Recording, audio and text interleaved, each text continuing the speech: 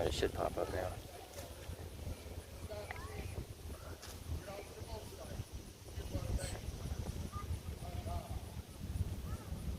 There we go. Hey friends, we're off here again with the Louisville Proactivist Report. Thanks for joining me today. I'm out here in about 1,000-degree weather at G.G. Moore Park today. I've got a guest with me here because election season is coming up. And I've got somebody here with me that's running for U.S. Senate, which is Rand Paul's seat. So we're going to talk about a few issues today. The guy I have here with me has some really cool ideas, some really original stuff, really original way of thinking. So yeah, share this out. And let me go ahead and, oh, before I do that, I want to show off my shirt here. I've got my Beargrass Thunder shirt. This Beargrass Thunder is awesome. Hit them up and get yourself a shirt. That's all I can say about that. But yeah, my guest today, I'm here with Joshua Blanton. And here he is, running for U.S. Senate. Welcome to the show, Josh. Thanks for being here. Hello. Should I go with Joshua or Josh? I go by Joshua. Joshua, all right. So, this is a big, big race. Rand Paul seat. What made you want to run for this seat? Well, Rand Paul's done a few things, like in acquitting Donald Trump for his U.S. Senate, well, during that whole U.S. Senate trial, the impeachment. Rand Paul acquitted Trump twice. I would have impeached Trump twice. I think he disgraced our nation by putting party over country. I personally would always put country over party. Even if our favorite president right now, Joe Biden, was to do 1/4 of what Trump did, I would impeach Biden. So don't think I wouldn't be willing to put country over party. And I think that was a huge mistake that Rand Paul put party over country. All right. And I did forget to mention, but Joshua is running as under the Democratic Party. You got Charles Booker in that race. Anybody else in that race? Just you two so far? I heard another woman entered the race. I'm not sure of her name yet, so I think there's 3 of us now in that race. Okay, all right. And by the way, if y'all have any comments, questions for Joshua, go ahead and throw those in the chat there, and we'll get to those. So let's just start with a little bit of background about who you are as a person, like your ties to Kentucky. Just let people know a little bit about yourself. So I didn't grow up in Louisville. I grew up across the river in Jeffersonville, Indiana. So I've been in this area pretty much my whole life, just on the other side of the river for most of it. Been in this area pretty much except for the 3.5 years I was in the Army. Did 1 deployment to Afghanistan. So I feel what's going on over there right now in Afghanistan. That's very strong to me. I definitely think we need to pull all of our allies out of there. It did not go the way anybody thought it was going to go. I mean, you can't overthrow an official government and then expect a puppet government to be respected. That just ain't going to happen. So, you know, the way it crumbled, it just, I don't know, no one saw it coming. But as far as being here and around this area, you know, I've been here most of my life, growing my son up here now, and deeply rooted in Kentucky. My grandparents were from Kentucky on both sides of my mother and father's side. So very deeply rooted in Kentucky, love Kentucky, don't want to be in any other state other than Kentucky, and just love this area. All right. Is this the first seat that you've run for? I have never ran for anything in my life. I just figured, you know what, most people don't even think they can run for something. I was like, I'm gonna run, I'm gonna try and make a change, I'm gonna put my ideas out there. If people like my ideas, they'll vote for me. If people don't like my ideas, then they won't vote for me. I got things like I'm wanting to legalize weed not only in the state of Kentucky, but on the federal level. I mean, it shows how in tune with politics I am, because the federal government's trying to pass the federal legalization bill before I even get there. That could get done before I even make it to the Senate. That'd be awesome. But mostly I want to see the state of Kentucky legalized. I want to open my own dispensary and my own grow shop, and running as a U.S. Senator gives me a higher platform to be on, make my voice heard, and be able to get more people talking about legalizing weed in the state of Kentucky. All right, let's show off your shirt there. This is my campaign t-shirt, Legalize Kentucky. Nice little pot leaf with the American flag and a little heart. So basically it says, Kentucky and America loves weed. There you go. Now we we first met a couple weeks ago at the Medicare for All March. Yeah. And I saw you with the military hat and this shirt, so I was instantly intrigued by that, you know. Yeah. So I know this is your main issue, is legalization, so get into that some more. Just talk about why you think that would benefit Kentucky and just your overall thoughts on it and your plans. Well, I think legalizing marijuana will help with schools. We can easily increase funding in schools, help more technology in schools, all sorts of sports programs in schools, and then we can repair our roads. Heck, y'all know what these roads look like. Y'all drive them every day. These roads suck around here. We need better roads. And then, you know, the homeless problem downtown. You saw them attacking the homeless encampments again with their bulldozers trying to move their stuff.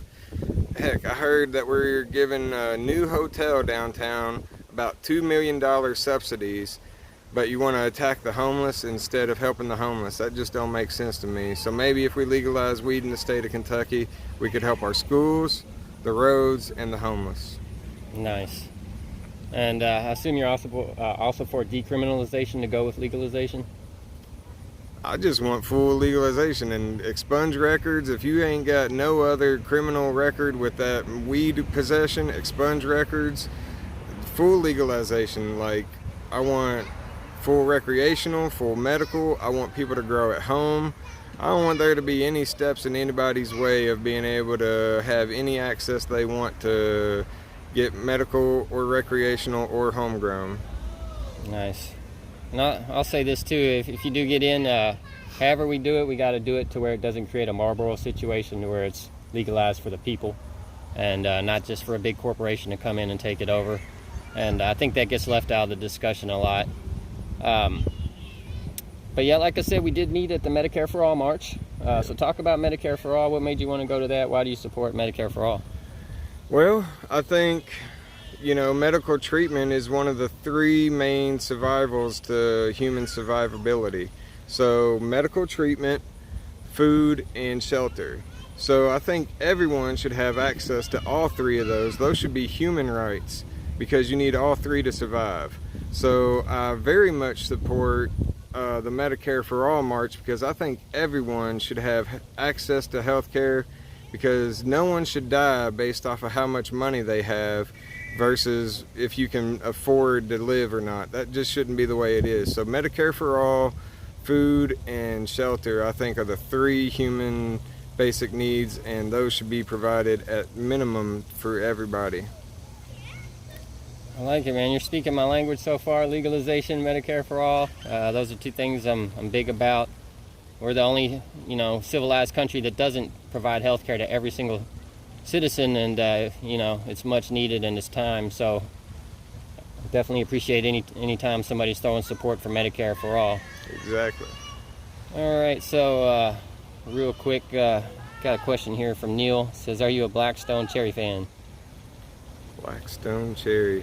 I'm not good with names, man. Names, there's so many bands, I'd have to hear a song and be like, all right, that's a song that I know and familiar. So just throwing out a name, there's too many names in my head, man. Gotcha. All right. So getting back here to the policies. I know you talked about off camera. Another big thing for you is term limits. Yeah. So what are your thoughts on term limits? You know, what do you propose? Well, I think if we have term limits on the president, then I'm like, why don't we have term limits on Congress, and why don't we have term limits on Supreme Court justices? If we can have term limits on one, if they're equal branches of government, we should have term limits on all three. Franklin Delano Roosevelt scared the hell out of everybody when he got elected 4 times in the presidency, and they was like, oh no, we got to get term limits so we don't end up with a king. Well, we end up with 30 years of Democrats and Republicans in Congress. We end up with 30 years of conservative and progressive judges on the Supreme Court. I want 2 term limits for Congress, and I want 1 term limit every 12 years for Supreme Court justice. And since we vote for president and we vote for Congress, I think we should vote for Supreme Court justices as well. We should vote for 3 Supreme Court justices every 4 years, and when we vote for president, and they should serve one 12-year term. And that way we're getting new ones every 4 years. Completely agree. Another thing I'd like to see with that too is, you know, an age limit. Because we have some of these people that are extremely old, and they're dealing with technical issues nowadays like the internet, and they just don't know. And you know, it's not good to have people who just don't understand these types of things making any kind of rulings on it. Just throwing my 2 cents in there. I might have to disagree a little bit on that one. Bit? I don't know if I'd start questioning people's old age. I'd go more with cognitive brain activity. You start putting age limits, people get old and they're like, oh no, the old people are getting attacked. So I wouldn't really attack the older age limit. I'd say maybe cognitive. Make sure they're understanding what the hell they're supposed to be doing. Maybe some type of training or something like that? Maybe some sort of psych eval. The older an older person gets to know that they're actually still able to understand and interpret the laws that we're voting for them to understand. Understand. Let's see here real quick. Got a comment from Melanie. Get rid of Congress and have 3 presidents to represent each party. What do you think about that? You are very close to what I've already been thinking about. So, one of my things I was going to say was we have 100 senators. We have 435 House of Representatives. We have 9 Supreme Court judges, but we have 1 president. Why not 3 presidents? Then we have a 2/3 vote to make decisions on the one branch of government. The executive branch would then have to have a 2/3 vote instead of just one guy making all the decisions and saying what we're going to do. Then that also creates a huge opening for having a 2-1 split or a 0-3 split. We could end up with 3 Democrats, we could end up with 3 Republicans. You have 3 major ones from each side in the general, so you have however many want to run in the primary. You know, there's always about 10 on each side. So you take about maybe the top 5 from Democrats and Republicans, and then you tell people to vote for 3. Whichever 3, whether they're Democrat or Republican, get the top 3 spots as president. We could end up with a 2-1 split or a 0-3 split. I think it's a much better idea than having 1 president. Yeah, you're the first person I really hear talking about something like that. Yeah. What do you all think out there? Drop your opinions in the comments. Let us know you like it, don't like it, not sure, got questions. And then, yeah, any other questions, drop those in the comments too. So something I want to take advantage of having you here is former military. Yep. Let's talk a little bit of foreign policy. What do you think about what's going on with the Afghanistan withdrawal? Just your thoughts on that. I mean, Afghanistan was a crapshoot from the start, and it was never going to end well. We overthrew an elected government. We overthrew an official government. We installed a puppet government. No one respected that government. It was corrupt. The soldiers were corrupt inside the army. You know, there was so much corruption, and we installed a puppet government, and we're like, hey, respect this puppet government. It just don't work. And no matter when we pulled out, the people, I honestly think Osama bin Laden died in 2011, just before I went to basic training. So when I deployed in 2012, it was right after he died. We were closing down bases. I was in Kandahar City, and we were closing down bases, and we were reducing our footprint, and their morale was high as hell. They were all excited because we just killed Osama bin Laden. And I honestly think if we would have pulled out closer to like 2013, they might have fought back against the Taliban. But you wait 10 years after Osama bin Laden dies to pull out of Afghanistan, and the people just lost faith in us. The people lost faith in their corrupt government, and the people lost faith in our ability and their own ability to ever get rid of the Taliban. And then we end up with what we got now. Their forces just melted away, didn't even fight, because they saw it as a suicidal battle that they would never win. So they decided to run with their families to save their lives than to fight a suicidal battle. And I don't blame them, because if the American government can't defeat the Taliban, How do the Afghan people think they will without us? Right. So why fight a suicidal battle? That's just the way it was always going to turn out if we didn't leave soon enough. All right, I got one more question for you on foreign policy. This one's a little bit more general, not really related to any specific country. But as we see, you know, we're all over the world. We don't know exactly how many bases we have. We can't get an exact number. I hear anywhere from as low as 700 to as high as 1,000. And even our senators and congressmen can't tell you where we're at. You know, we're multiple countries, still in Germany, still in Japan all these years later. You know, and yet at home, we don't have Medicare for all. We have a lot of houseless people. We have an opioid epidemic. We have infrastructure that needs to be replaced. So what I would like to see is some of that money, if not most of that money, on these wars, these coups, and everything that we do worldwide. I'd like to see that money used at home. So just give me your thoughts on that right there, and kind of what your plan would be. Well, I know we have a lot of overseas bases. I know you mentioned we're overseas a lot. And, you know, I understand why we're overseas as much as we are. Europe and Japan and Korea, you know, those were major war zones. So I know why we're where we are. I know why we spend a lot of money around the world. But yes, I also know we do have a lot of issues here at home.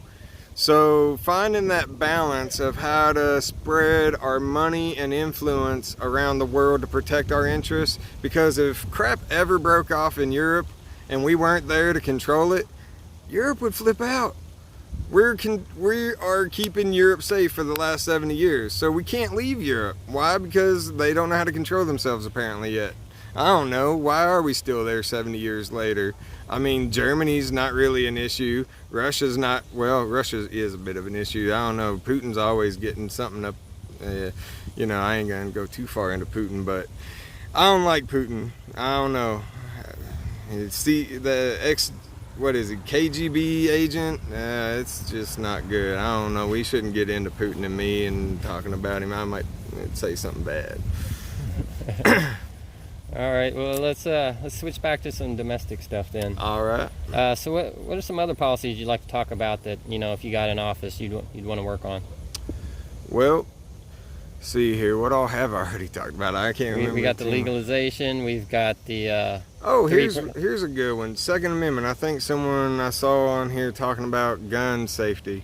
So even though I am a Democrat, I don't want to take people's guns away, because I actually own a pistol, I own a rifle. Even though I'm a Democrat, I'm an infantry veteran.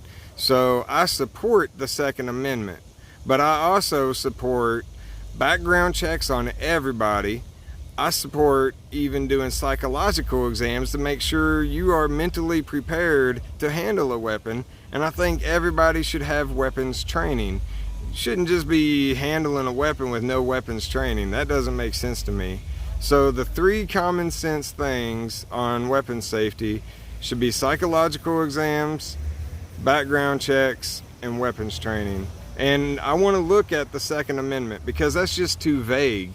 The Second Amendment says right to bear arms if you're a well-trained and regulated militia. Well, what is a well-trained, regulated militia? We need to define what a well-trained and regulated militia is, because it's not three guys drinking beers in the woods shooting their AR-15s. That's not a militia. A militia used to be in the early or late 1700s. When we first formed our country, they used to be the local town defending the town from anything, but mostly the British. You know, hell, we were fighting off an imperial government trying to keep us enslaved. So our militias basically were our fighting force defending towns from the British. That's not what a militia is now. So we need to define what a militia is, what a regulated militia is, and what it means to have and be part of a militia and have more what they call assault rifles. I don't like calling my rifle an assault rifle. I just see it as a rifle that's meant to protect me, this community, and my son. And that's how I view my rifle, as a protector, not a invader. Let's see, you got another comment from Neil here. Speak from the heart, not the pocket. You got the people on your side. Thank you. And that's another thing, speaking from the heart and not the pocket. I don't want to ask people for money. You know, a lot of politicians are always begging people for money. People are like, oh, you should be putting more t-shirts up and trying to get money off of t-shirts. I'm like, I don't even want money off of t-shirts. I want people's votes. If people want to donate money to me, thank you. I appreciate it. But I would rather have a person's vote than a person's money. So I definitely want to put my heart over my pocket. Nice. So any other policies we haven't talked about yet that you'd like to mention? Abortion. That's another big topic issue and something I got a view and opinion on. So, I am a Democrat. I am pro-choice. But I want to reduce the number of abortions. How do we do that? Well, if a woman has a right to choose, then as soon as a girl hits puberty, I think a girl should be allowed to talk to her doctor without her parents' consent on what she wants to do about birth control or anything else related to her body. And if she wants to be on birth control, she should be allowed to without having her parents' consent. I think that would drastically reduce the number of abortions we have in this country. Another thing is rape. If we increased the, what do they call it? The minimum years you get for going to jail. If they increase the years that, like honestly, if you rape somebody, I think you should go to jail for life. Like, you don't get no get out of jail free card. The only way you avoid life in jail for rape is pleading guilty and getting 30 years. That's what I say. You got Brock, what was his name? Brock Turner, I think it was. Yeah. That got like 6 months for rape. Are you freaking kidding me? That's some bull crap. That just encourages more people to rape and know they're only going to get 6 months. We need stiffer penalties for rape, and we need to let girls speak to doctors to get access to birth control without parental consent. And I think that'll reduce abortion. Nice. And Brock, wasn't he the Stanford kid? I don't remember where he went to school, but he got off because the sentence would interfere with his career. It was some bull. Basically, he had rich parents. Rich kid getting off for rape, basically. Yeah. Okay. Yeah, if you're not familiar with that case, check it out. It's been a few years, so I don't remember all the details. I believe he was the Stanford athlete, swimmer or something like that. But yeah, I guess any other policies you want to get out there? I don't know, man. There's so much floating in my head, I can't really think of too much more. Right. I'll probably remember something later. I might throw it in the comments. Who knows? All right. Well, it is hot as the oven out here, so we're going to start wrapping it up. And so with that, let people know how to follow you, how they can donate. If you're looking for volunteers, let them know how to do that. And then, you got the floor. Just tell people why they should give you your vote. Alrighty. Well, I ain't really got a campaign website set up yet, so I ain't got no way to send donations. But I do have a Facebook group. It's called Marijuana Prohibition Protest. But for some reason, when people look that up on Facebook, they have a hard time finding it. I don't know. So if you just look for me, Joshua Blanton, on Facebook, my picture is basically my slogan, Legalize Kentucky. So you'll see the Legalize Kentucky pop up next to my name. You'll be able to send me a message, and then I'll send you a link to my group if you want, if you can't find Marijuana Prohibition Protest. I also post on that group when and where we're going to be holding protest for marijuana prohibition. So normally it's every Friday. We're at the U.S. Federal Courthouse, the Gene Snyder Courthouse on 6th and Broadway in Louisville, Kentucky, noon to 1 every Friday. Me and my friends, Tom Rector, and a few others hang out. Tom is the one who passed the LLOEP in Louisville. It's the lowest level of enforcement priority, which means if you have less than an ounce, you're not supposed to get arrested or go to jail, and they're just supposed to confiscate it, if they even care to confiscate it anymore. And, we're protesting. We're trying to get other people. I'm trying to get protests started in other cities also. So I'm going to Lexington, Bowling Green, Highland Heights, Murray, and Moorhead. I've already been to Lexington, Bowling Green, and Highland Heights. Next week, I'll be going to Moorhead, and then after that, I'll be going to Murray. All right. Anything else you got to say before we get out? I think that's pretty good for today. All right, Joshua, I appreciate you taking the time to come out here, especially in this heat. I know it's brutal. You got a son you're trying to watch at the same time you're doing an interview, so that's pretty impressive. Let's real quick and see if we missed any comments or questions here.